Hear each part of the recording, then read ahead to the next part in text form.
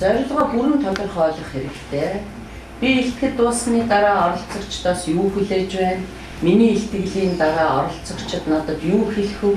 Тэд юу бодож байна? Үлдэх хэрэгтэй вэ? Юу бодож үлдэх хэрэгтэй вэ? Тэд гараад юу хийх ёстой вэ? За түрүүхэн бас ярьлаа те яг энэ нь хэлчихлээ. Тэгэхээр ер нь энэ өөрийнхөө өмнөө тавьсан зорилго өөрийнхөө энэ илтгэлээр эцсийн үр дүн юу байх вэ? За зорилгоо тодорхойлсон тэр сэдвийн тухай бүх хүмүүстэй ярилцлаа. Энэ ингэж нэг үр дүнгүй болохын би энэ эсрэг юм хэлэх гэдэг. Үр дүнгүй болохын нэг одоо суурь гэх юм уу, үндсэн ч гэх юм уу, юу байх вэ гэхээр нөгөө л төрүүчийн одоо зарчмууд дотор байсан хамгийн гол юм сайн бэлд бас дахин бэлд гэсэн. Бэлтгэл муугаас энэ асуултууд бол үр дүнгүй байх улбаатай. Тэгээ энэ дотор бас нэг юм байна дээ. Илтгэлээ явуулахдаа манайхан ингэдэг юм байна л да. Гэв гинтхэн одоо ямар ч нөхцөлд хизээч байж иж болно шүү дээ. Байр ажлын одоо илтгэл тавих ажлын байр солигдох ч юм уу, тийм ээ? Эсвэл цаг хугацаа за нэг ингээд өөрчлөгдөд 5 цаг байснаа наашлаад 4 цаг болчдөг ч юм уу, тийм. Энэ мэтийн юунаас болоод маш их тийм сандралд ордог. Сандралд орсон тохиолдлоос болоод өөрийнхөө нөгөө илтгэх гэсэн ярих гэсэн юмнууд маань тэр хэмжээгээрээ одоо бас сандарсан хүнээс чи юу гарах вэ, тийм? Ийм сөрөг нөлөөтэй болдог. Дээрэс нь нөгөө илтгэлээ тавихгаа ороод ирэхлээр өөх эн чи миний таньдаг хүн биш шүү дээ. Чимгээ сууж байна. За чимгээ намайг юу гэж боддог бол. Тэгээд ингээл эргэцүүлээд бодоол тий. Энэ одоо ямар олон хүн бэ? Энэ олон хүн дотор чинь 2 3 одоо мундаг дарга нар байна. За эдний өмнө гарна гэдэгчтэй гэл өөрөө өөрийгөө чамлал, өөрөө өөртөө итгэлгүй байгаал байх. Энэ нөхцөл маань бас одоо энэ үр дүн хүрэх юмны бас ирчийг бууруулдаг ийм талтай. Энийг тэгэхээр илтгэгч нар аягүй сайн бодох хэрэгтэй. Бүх юм цав өөрөө өөртөө итгэлтэй ийм байх юм бол эцсийн үр дүн юунд хүрэх вэ гэдгийг илтгэл тавьж эхлэхдээ л тэр хүн бүгдийг тооцсон байна. Миний илтгэл бол ийм юмны тухай, энэ бол ийм зорилготойгоор яригдж байгаа, эцсийн үр дүн ийм юмд хүрэх ёстой гэдгийг бол хизээний бүр мэдсэн. Тэгэхдээ энэ бүгдэд нөгөө л бүх юмаа сайн бэлдэж орсон, өөрөө өөртөө итгэлтэй байх тохиолдолд бол энэ бол дардан замаар явна гэсэн үг. Зорилгын зарим нэг жишээ. Би илтгэлийнхээ төгсгөл хэрэгжүүлсэн төслийнхээ гол үр дүнгуудыг танилцуулнаа. Тэгээд оролцогчид манай төслийн үр дүнд талархах бөгөөд төслийн ач холбогдлыг бүрэн ойлгож үлдэнэ. За яг өнөө түрүүний хэлдэг би илтгэлийнхээ ихэнд судалгааны арга зүй, төгсгөлд нь дүгнэлт зөвлөмжөө танилцуулна. Тэгээд оролцогчид миний судалгааны ажлын гол арга зүйг ойлгоно. Миний дүгнэлт зөвлөмжүүд нь судалгааны ажлын үр дүнгээр баталгаажсан юм гэдгийг хүлээн зөвшөөрнө гэх мэт гэж байна. За бид нар түрүү хэлсэн нөгөө үндсэн зарчим дотор байгаа судалгаа, тийм ээ? Илтгэлийн хамгийн гол юм судалгаа. Судалгаагүйгээр өнгөцгөн одоо энэ илтгэлд бол хандаж болохгүй. Тийм тохиолдолд бол энэ хүнд өгөх өгөөж нь бүр сөргөөр нөлөөлөх юм, тийм ээ? Энэ бол ойлгомжтой. Нилээд энэ дээр тайлбарлалаа шүү дээ. Одоо нэг судалгаа хийж байгаа шүү дээ. Сэдвээ сайн мэдэх хэрэгтэй гэдэг. Заримдаа тэгдэг шүү дээ. Судалгаа хийчээд нөгөө аюул сайн сэдвээ мэддэг болцсон. Тэгээ илтгэл тавихтаа нөгөө сонсож байгаа хүмүүсээ мэдрэхгүй. Би мэднэ гэсэн хандлагаар ингээд ийшээ нэг үсчээл нөгөө тэр нэг одоо жишээ сэдв байлгч нь аюул өргөн сэдв байлаа гэж бодсон. Бүгдийг харуулах гэдэг нэг тал байдаг шүү дээ. Тэгэхээр нөгөө нэг илтгэл тавихтаа зорилго тавиад байгаа шүү дээ. Магадгүй тэр өргөн сэдвээс зөвхөн нэг сэдвийг л чиглэсэн байж юу. Тэгнь. Тэгээд өөрөөр хэлэх юм бол тэр өргөн олон судалгаа нэлээд баялаг боллоо шүү дээ, тий. Гэтэл та тэр судалсан судалгаан дотроос зөвхөн нэг хэсгийг энэ илтгэлийн зорилго болгоод ингээд явуулж байгаа. Тэгэхээр тэр үлдсэн юмнууд одоо ингээд үнгүй болчих гээд байгаа ч юм уу эсвэл одоо тэр болгоныга хүнд хэлмээр санагдаал ойлгуулмаар санагдаал ингээд байгаа тий. Тэгэхээр ингэж хальж болохгүй. Яг өөрийнхөө яг барьсан тэр илтгэлээрээ тэр хэмжээндээ явах хэрэгтэй. Энэ бусад судалгаанууд чинь энийг чинь гаргаж ирэх чамд өөрөөр хэлэх юм бол илтгэгч бол мэдлэгийн нөөц байдаг. Мэдлэгтэй байж та энэ илтгэлийг бол бүрэн дүүрэн хүнд хүргэх ёстой. Зөвхөн би энэ шүү дээ гэд энэ хүн хүрээндээ ингээд байгаад ах юм бол энэ бол бас илтгэгч гэдэг хүнд бол арай л таарахгүй болно.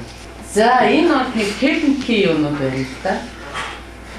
Хэл ярианы чадвар, дуу хоолой чухал. За энэ бол ойлгомжтой. Тийм ээ? Энэ бол ойлгомжтой. За үг хэллэг, цэгц, хитрхи, чанга биш, хитрхи, аяахан биш, зарим үед хошигнох энэ гэсэн ийм юмнууд байна. Яагаад энэ хамгийн чухал байдгийм бэ гэхлээр ер нь бол үг хамгийн үнэтэй байдаг. Үгээр хүнийг ерөөсөө алдчих болно, үгээр хүнийг босгочих болно. Үг гэдэг бол маш чухал. Тэгэхээр тэр үгийг илэрхийлж байгаа, тэр үгийг дамжуулж ярьж байгаа хүн л өөрөө одоо ямар байх ёстой вэ? Цэгцтэй, үг хэллэг нь цэгцтэй. Тэгээд одоо орчин тойрноо мэдэрсэн чанга байх юм уу, сул байх юм уу те? Ийм мэдрэмжтэй, ийм байх нь.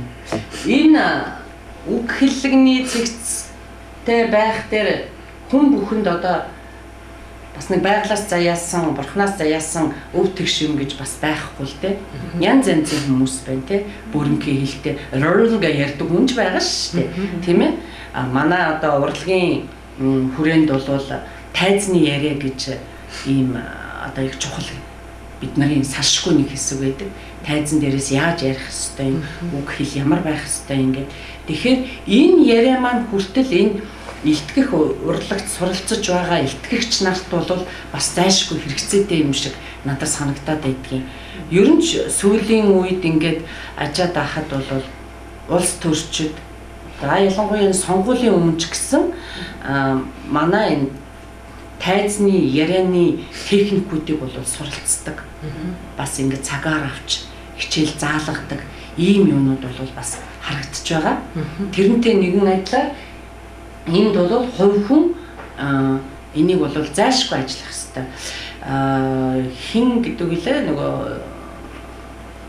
бүр дэлхийн хамгийн одоо уран илтгэгч Демосев гэлээ. За тийм хүн. Тэр байна маш юм бүрэнхий хэлтэй байсан. Руу гэж ингэж ярьдаг. За тэгээ өөрийн бүх төр нуруутай, сүнг хоолойтой. Ингээд төсөөлөд бодоод энэ дүр төрхөөрийн төсөөлөд бодоод үзэхээр энэ хүн олонний өмнө гараад яаж юм илэрхийлэх вэ? Энэ бол бас нэг талаараа харамсалтай эмгэнэлтэй шүү дээ. Гэтэл энэ хүн бол энэ тэгээ тэмцсэн байхгүй.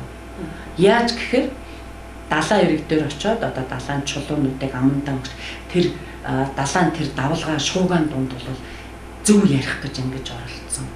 Уул руу гүйж байхдаа тэр одоо өөрийнхөө тэр амьсгааг задал тэр сөөнгөө задалж цээл сайхан дуурах ярих эн чинь бүр манай эртний өмнөх 300-аад оны үеийн хүн шүү дээ. Тэр үед эн чинь бол анх грекэд бол энэ ярих урлагийн бүр сургууль нэгдэж байсан ийм түүхтэй байдгийн байна лээ. Ингэж өөрөө өөртөөгөө ажиллаж байсан. Тэрний нэгэн адилаар одоо яг цагт хүмүүс бидний одоо яг энэ урлагийн хүрээнд дотор энэ тайзны ярианы техникийн хичээлүүд байдаг. Тэн дээр бас юу байдаг вэ гэхээр би тэрийг уншиж бодчихсон. Оо яг л манай одооны хичээлтэй адилхан л юм байна шүү дээ. Одоо бол би ч бас багшилдаг шүү дээ. Тэгэхээр хэл муутай оюутнуудтай би ингээд шагаан өгүүлдэг байхгүй. Шагаан амандаа үнгээд тэгээд яг ингээд тодорхой хугацаанд ингээд текстээ уншина. Тэр текстээ ярин шагаатай. Тэгэхээр энэ хоёр нөгөө булчин ажиллаж өгдөг, чангарч өгдөг ийм юутай хэлний одоо ингээд дасгалууд байна. Сунгалтын хэлний, сунгалтын дасгалууд. Зарим хүмүүсээ чи хэлж инүүхэнд ингээд гараад цаашаа гарахгүй тохиолдолж байдаг.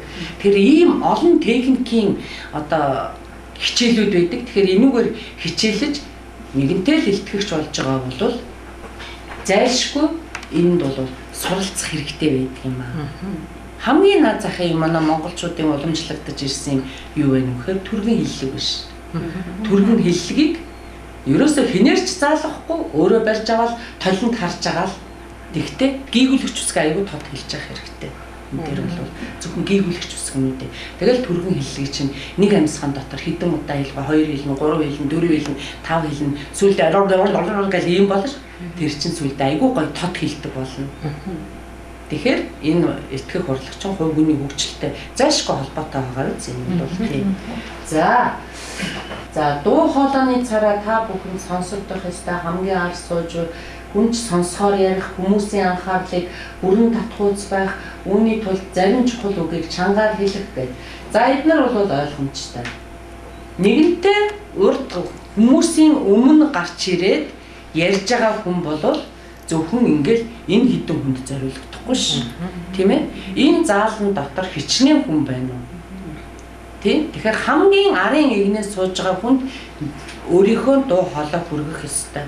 Энэ зорилгынхаа үднэс одоо хүний инстинктээр таны дуу хоолой чинь чангараал ингээл явна. Энэ бол нөгөө бүх юмдаа итгэлтэй бүх юм бэлэн байсан тохиолдолд бол чи 700 хүн суудсан байхад 500 дахьт нь хүрэх үү 700 дахьт нь хүрэх үү энэ бол бүр ингээл аяндаа инстинктээр л ингээл яваад байна. Гэхдээ хувь хүний бэлтгэл сургуульд энэ бол зайлшгүй шаардлагатай болдог.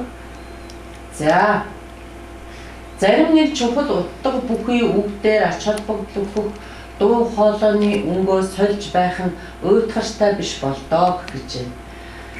За энэ болохоор ийм юм л да надад бол ингэж бодогдоод байгаа юм. Амьдрал дээр ч гэсэн хүмүүс байдаг шүү дээ. Юм ярьж байгаа хамгийн гол үгэн дээр ингээд нэг акцент буюу тодтогч ингэж өгдөг шүү дээ. Тэ? Одоо жишээлх юм бол энэ одоо олон хоног сараар алга болцсон нэг хүн хажуу айлын чинь нэг хүн сургаггүй байж байгаа л гинтгий ирсэн байна. Тэрийг ингээл амьдрал дээр зүгээр яж хөш нөгөө манай хажуутлын айлын нөгөө дорч чинь эргээд ирсэн. Тийм биз дээ. Ингээл ярьдаг шүү дээ амьдрал дээр. Тийм тэгэхээр тэрэн шиг та яг ярьж байгаа юмн дээрээ хаана нь яг би яг энэ л миний ярьж байгаа ихтгэл дотроос чухал юм шүү гэдэг дээрээ тодтгол өгч сонсогч нарыгаа татах хэрэгтэй вэ? Дууны чинь өнгө чангарах нь эсвэл бүр нэг хэсэг чимээгүй байгаа. Тэр хүмүүс ингээ анхаарал ирж. Яатсан мөлий нүгэ мартцсан болов уу? Аюу хэрэг дуртай шүү дээ. Тэгтэн анхаарал ирэхтэн па гэж үгээ хэлчих хэрэгтэй байхгүй. Нэгсэн. Гэх мэдчлэнгээр дууны өнгөө солих энэ төр гэсэн чинь мөн бас өөрөөр хэлэх юм бол ихтгэлийг ерөөсө шууд ярьдаг байх хэрэгтэй. Нөгөө бэлт бас дахин бэлт гэдэг чинь л шүү дээ. Түүнээс ингээл дурчимтал ингээ уншиж болохгүй. Ярьж байх завсар бол өөрийн болцсон учраас хаана нөгөө пауз гэдэг зогсоц аавна гэж ярьдаг шүү дээ. Монголоор бол тийм пауз зогсоц авах уу гэдэг чинь нөгөө гол газраа гол сэдв дээрээ хаана тийм зогсцыг авч хүмүүсийн анхаарлыг татах вэ гэдэг чинь гараад байна. Түүнээс нөгөө сайн бэлдээгүй нөгөө 1-2 хоногийн өмнө авсан даруйдаа бэлдээгүй хэдхэн цагийн өмнө яасан бол дөржингт уншаад нөгөө хүмүүс чинь нөгөө ингээ унтдаг ороод явчих ш. Тэгэхээр ийм бүгд бол бэлдсэн тохиолдол хаана байх вэ гэдэг яг хувь хүний өөрийнх нь шийдэх одоо илэрхийлэх энэ зам дээр л гарч ирнэ. За ярианы хурд ба өгүүлбэр хоорондын алхам. За тий саяны өгүүлбэр хоорондын алхам гэдэг сая энэ дээр бол хэлэгдлээ. Илтгэлийн хурд сэдв солигдох юм уу? Нэг бодлоос нөгөө бодол шилжихэд өөрчлөгдөж байх. Сонсогчдынхоо сонирхол нийцүүлэн өгүүлбэр хоорондын алхмаа тодорхойлох. Сая нөгөө паузны тухай ярьлаа тий. Ур чадвар бүхий илтгэгч өөрийн илтгэлийн зорилго, агуулга, сонсогчдын болон өөрийнхөө тухайн үеийн байдлаас хамааран ярианы хурдаа тодорхойлдог. За энэ бол ойлгомжтой, тийм ээ? Нуршаад одоо ер нь явцгүй боллоо доо гэж хахад дээрээс нэмээ одоо ингээд нуршаад одоо нөгөөдөлийгээ бүр унтуулаад байж болохгүй шүү дээ, тийм ээ? Ер нь биш боллоо шиг үл мэдрэмжтэй байх хэрэгтэй шүү. Ер нь биш боллоо шиг үл гол юмаа ингээд нөгөө залхсан үед нь яах хэрэгтэй байлаа. Нөгөөний гой хошигнолоо оруулж ирээл хүмүүсээ дахиж өөрлөгөө татах Энэ юмнуудаа хийн штэ тий. За цаг хугацаа. Чухал асуудлын үед яриагаа удаашруул. Нөгөө түрүүний миний хэлдэг тий. Ач холбогдол асуудал дээр дуу хоолойны өнгө болон биеийн хөдөлгөөнөөр анхаарлыг хандуулах. Үе завсар авч эргэн тойрноо ажиглах гэж. За энэ ойлгомжтой. Биеийн хэл гэж байдаг. За body language гэдэг. За энэ дотор юу ордог байх нь биеийн хэл гэдэг дээр нь те нүдний харц, нүүрний хөдөлгөөн, гарын хөдөлгөөн, биеийн байрлалаар өгч болно. Тийм. Нүдний харц аягүй чухал шүү дээ. Ерөөсөө тийм. Ер нь ингээд өөрийн чинь дэмжиж байгаа. Өөрийн чинь ингээд за яг энэ юм яриад байгаасаа их аштайхан байх шүү гэж хүлээж авч байгаа хүний харц шал өөр байгаа шүү. За энэ одоо юу юм шаадлах энэ одоо юугаа яриад байд. Гошуу дуусаасаа гээл цаг руугаа нэг харахаар нэг хотлаа ингэж. Ингээд сууж байгаа нүдээ зөндөө байгаа шүү дээ дотор чинь. Тийм ээ тэгэхээр энэ болгоныг бол аягүй сайн мэдэрдэг байх хэрэгтэй. Тийм ээ? За нүүрний хөдөлгөөн байна, гарны хөдөлгөөн. За нүүрний хөдөлгөөн дотроо бол ялангуяа одоо хүн бол байнгын дандаа нөгөө инээмсэглэж байх хэрэгтэй. Үргэлж инээмсгэл бол бүхнийг имчилнэ гэж байгаа шүү. Тэр нойрыг ч хүртэл имчилж шүү. Унтах гал гэдэг нэг сайхан инээсэн. Нэг инээж байгааг нь харж байсан ядаж ингэ. Тэр мэдтэй тэр чинь. Өнцгөө зангич хот ингээ яриад ах юм бол тэр чинь явахгүй шүү дээ тий. За гарын хөдөлгөөн гэж байгаа тийм ээ. За гарын хөдөлгөөн бол энэ бас их чухал юм билээ шүү. Ер нь за би бол их ингээл энэ тэнд очиод ихтгэл тавиад ээж яадгүй хүн л дээ. Энтэй төстэй жишээ нь ингээд нэг анх би нөгөө театрт орчоод нэг олонний өмнө гараад ингээд юм ярьжсэн. Гараа хийх газар олддоггүй. Тий? Тэгэл ингээд яжсэн чинь ингээд зогссон байхгүй би ингээд зогсчихгүй юу? Өөрөө мэдэхгүй байгаа байхгүй юу тэр чинь. Тэгсэн чинь хажуу талаас гараа гэл ингээд байгаа. Тэгээд гар яатсан бол гэж хараад. Тэгээ яжсэн бүр хийх газар олдохгүй болохоор ингэчлээ бүр ингээд тэгээд намайг орсны дараа хэлчихсэн байхгүй. Чи юу ярьсан мэдэхгүй. Чиний гарыг л хүмүүс хараад байсан. Энэ одоо гараа урдаа ингээ байж тань. Яг илгээ ингээ тэрч юм Монгол хүн ч одоо илгээ тэрдэг юм уу энэ гэж нах настаа усуу чинь шүүмжлээ шүү дээ тэр чинь тий.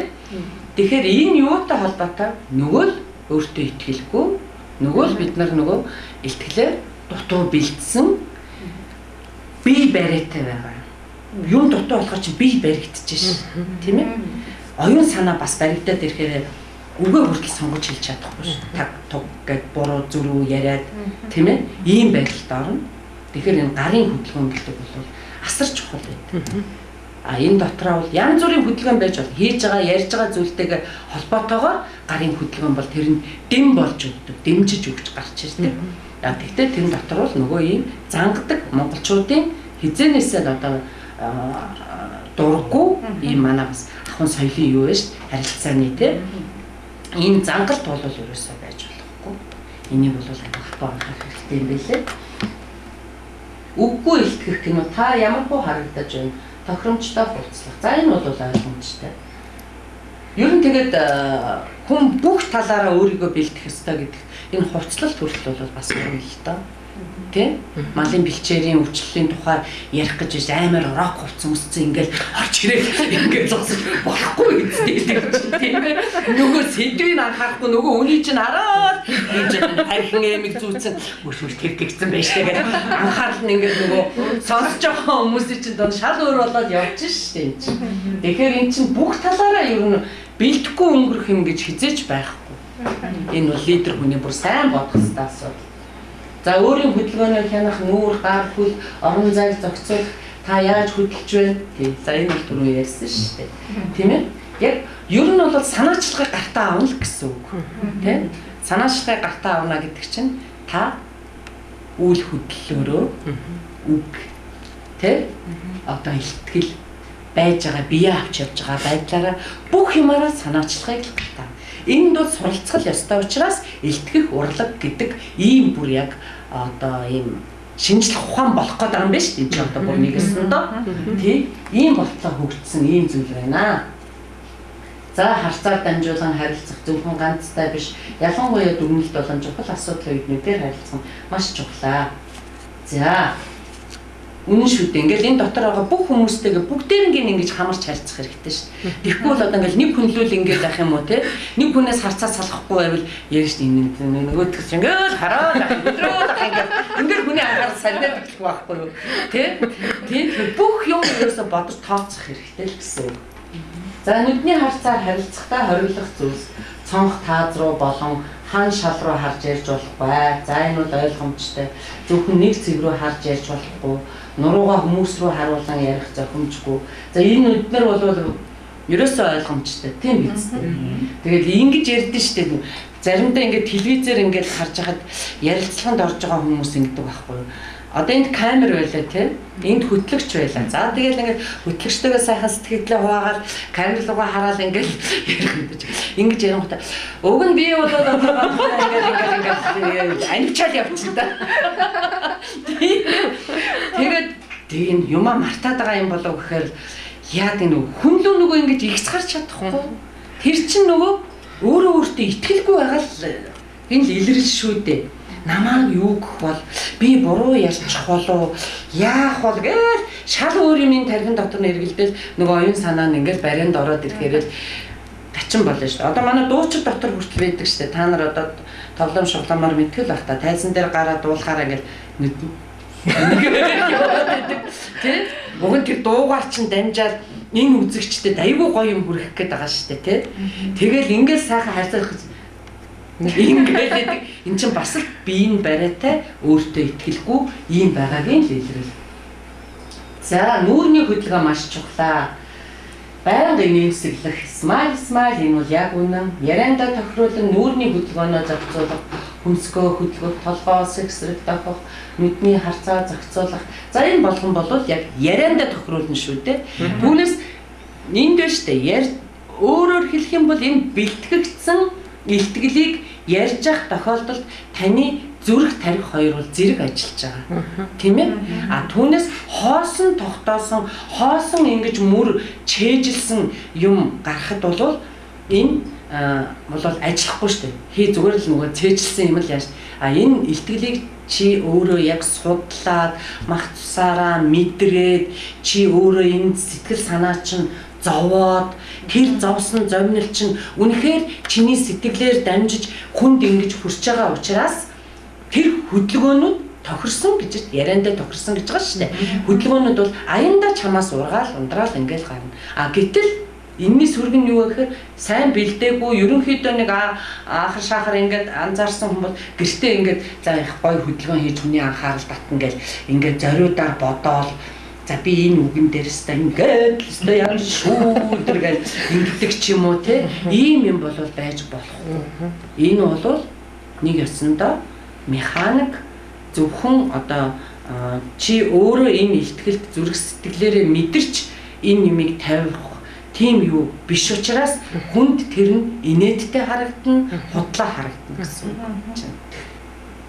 За биеийн зохимж бүхий байрал. За энэ бол ойлгомжтой. Тэгш цэгц зогсох. Зохимжгүй байрлалууд. За зохимжгүй байрлалууд гэдэг бол энэ бол ойлгомжтой шүү дээ. Олны өмнө гарчаад биеэр ингээд сул хайчаал тий биеэ сул хайчаал эсвэл одоо нэг атмандах гэдэг юм уу яах гэдэг юм эсвэл би гэдэг одоо яагаад одоо миний гаргасан алдаа шиг тэр вэ ингээд илгээ өгөхрээ бүр гараа хийх газар олж ядаад ингээд сандчаад энэ тий эдгээр бол ер нь нийтэд бол нэг тийм зохимжтой харагддаггүй. Тийм болохоор бас хамгийн цэгцтэй аштайхан байх хэрэгтэй гэдгийг бол хэлж байна л да. За гар хурууны хөдөлгөөн ярьж илтгэж байгаа үед гараа яах вэ? Өстө хэцүү шүү дээ. Гар хурууны зохимжтой байрлал, гар хурууны хөдөлгөөн байнга өөрчлөлт. Өөрийн итгэл, үнэмшил бүхий зүйл дээр гар хуруугаараа илтгэх. Шийдвэр гаргуулах зүйл дээр гар хуруугаараа илтгэх. Хуруугаараа зангаж болохгүй. За энэ бол ойлгомжтой тийм ээ. Ямар ч байсан та тавих гэж байгаа илтгэлтэй өөрийнхөө зүрх сэтгэлийг зориулж үнэхээр энийг одоо бүр олон талын судалгааны үндсэн дээрээс гаргаж ирж яг л энийг л би хүнд өгөө л гэдэг зорилго тавьсан л бол аяндаа л таны тэр ихтгэлийн явцад гар хорооны чинь хөдөлгөөн хаана яг хүчтэй гарч ирэх юм, хаана одоо бас энэ гар хорооны дохио чинь ямар хэлбэрээр илэрх юм, энэ бол аяндаа л гараад. Түүнээс та яг энэ үе дээр мад тугаа гэж гараа ингэх ёстой гэсэн ийм заалт бол байхгүй. Тэгэхээр энэ бол ихтгэлтэй холбоотой. За ихтгэх үедээ ямар хэрэглэгдэхүүн ашиглах вэ гэж. За эдгээр бол ойлгомжтой. Хамгийн одоо түгээмэл, хамгийн одоо хүнд хүртээмжтэй тийм ээ, проекторын слайд, цаасан самбар, цагаан хар самбар, видео босод бит хэрэглэгдэхүүнүүд. За эднэрийг бол зайлшгүй хэрэглэнэ. Тэгтээ нөгөө хугацаатай шүү дээ бас тийм хэдий хугацаанд бас зурагжуулалтаа бас сонгож бодох хэрэгтэй. Бүгдэд харагдахуйц байх, илтгэлийн үед дэмжлэг болох. Гэхдээ энэ таны илтгэлийг автоматар сайжруулахгүй. Яг үнэн шүү. Зүгээр л дэмжлэг. Хамгийн гол юм бол бие хүн та, лектор та өөрөөр хэлэх юм бол таны хөдөлмөрийн багц зэвсэг гэдэг бол та өөрөө бүхэл бүтэн биеэрээ байж байгаа. Тэрний оюун санаа өөрийн чинь энэ л бүх юм. Өөр хинээс ч одоо тусалцаа авах одоо юу байхгүй ш хажууд нь. Энэ техникүүд бол зөвхөн дэмжлэг тийм хүч нэмэгдүүлж өгч байна гэсэн. Хэрэглэгдэхүүн туслах чанарын үүрэгтэй. За энэ бол ойлгомжтой. Хин гол үүрэгтэй вэ? Та өөрөө тийм ээ. Өөрөө мэрэгчлэн ихтгэл тавих гол эзэн зөвхөн та. Та. За, сайдар бэлдсэн слайд хэрэглэн яриул зүгээрээ гэж байна. За, мэдээж. Оролцогчдод тухайн слайдыг харах, ойлгох, хангалттай цаг өгөх хэрэгтэй. За, энэ цагууд бол бас тодорхой хугацаатай байдаг шиг санаж байна. Тийм ээ? За, дундчаар нэг слайд дээр 2-оос 3 минут зарцуулах. Гээд бодоод үзэхээр 10 минут нь 5-аас олонгүй слайд. 15 минутын илтгэл болохоор 7-оос олонгүй. 20 минутын болохоор 10-аас олонгүй ийм слайд. Ийм байх нэ. За энэ бол яг ийм тоон үзүүлэлтүүд энэ хугацаа баримжаа бас хэрэгтэй. Ер нь бол ийм. За анхаарах чухал зүйл. Та өөрийн хэрэглэгдэхүүнээ үг нэг бүрчлэн уншиж болохгүй. Хэрэглэгдэхүүн рүү хэд анхаарч оролцогчд руу нуруугаа харуулan ярьж болохгүй. Хэрэглэгдэхүүнд хэд найдаж болохгүй. Материалаа бүрэн мэдэж байх. За тэгэл нөгөө л үндсэн жанжин шугам юу вэ? Бэлт бас дахин бэлт. За тэр л байна шүү дээ. За гарын авлага хэрэглэх. Бэлтгэлийн үед оролцогчдод хандан дараа гарын авлагаас нэмэлт мэдээлэл авах боломжтой дурдах. Зөв. Илтгэлийг дэмжих материалыг урьдчилан тараах, хүснэх, график, тайлбар гэх мэт. За эдгээр бол ойлгомжтой зүйлүүд. Зайлшгүй байх ёстой эдгээр бол. За өөртөө итгэлтэй байгаагаа харуулах. Инээмсэглэх, цэгц зогсох, нүдээр харилцах, байнга өөрөөрөө байх. За асуулт хариулж. Хүмүүс асуулт тавина гэсэн хүлээлттэй байх. Асуултыг анхааралтай сонсох. Энэ хүмүүс асуулт тавина гэсэн хүлээлттэй байх гэдэг энэ их чухал зүйл шүү. Тийм ээ? Энэ бол маш чухал зүйл. Ерөөсөө таны тавьж байгаа, таны хийж байгаа энэ илтгэл, энэний үр дүнгээл та өөрөө мэдрэх гэдэг чинь нөгөө амьд гүрээсээ л тийм эндээсээ мэдрэх гэдэг чинь яг болж гэнэ үү, болохгүй байх уу гэсэн. За энэ бол байнга хүлээлттэй байх хэрэгтэй. За асуултыг анхааралтай сонсох. Хариултын ихэнд асуултыг давтах, бүх хүн асуултыг сонссон байх, илтгэгч өөрөө асуултыг бүрэн ойлгосон байх. Хариултыг тоолж ойлгомжтой өгөх, асуулт хариултыг амжилттай дуусгах нь маш чухал. За ийм байна. Төгсгөлд нь дуу хоолойгоо өндөрсгөж, дүгнэлт болон төгсгөлөө хийх, бүх хүнд харагдахуйцаар байршилт байх, ямар нэг хөгжилтэй зүйлээр дуусгах. За ийм байна. Амьдралыг та 5 бөмбөгөөр газарт унгаалгүй агаарч шидэж наадах тоглоом гэж төсөөлдөө. Тэр бөмбөгүүд нь ажил, гэр бүл, эрүүл мэнд, найз нөхдөд, итгэл үнэмшил. Ажил бол эрзэнэ бөмбөг. Унгааж автлаа гэхэд ойгоод үсэрдэг. Бусад 4 бөмбөг нь шилэн бөмбөг шүү. Унгаахад зарим нь хагарна, цуурна, Хэлтэрнэ, наасан ч хизээч эргээд яг байсан шигэ болохгүй. Үнэт зүйл гэдэг нь үнэлэгдэж байж л үнэт зүйл болдоо гэж. За. Ил болно шүү. Айхтар зүйрлэл байна да. Тийм ээ. Тийм. Одоо эрүүл мэнд бай тий. Яг шилэн бомб шүү дээ. Тийш. Хагарчвал хязгаарч эвлэрэхгүй. Тий. Найз нөхөд бас тийм. Ажил бол тэгэл эрзэн нэг бомбуулахгүй. Ер нь бол бус нь бүгд шилэн бомбог. За ингээд айгуу гоё боллоо. зайны сургалт ингээд өндөрлөлөө.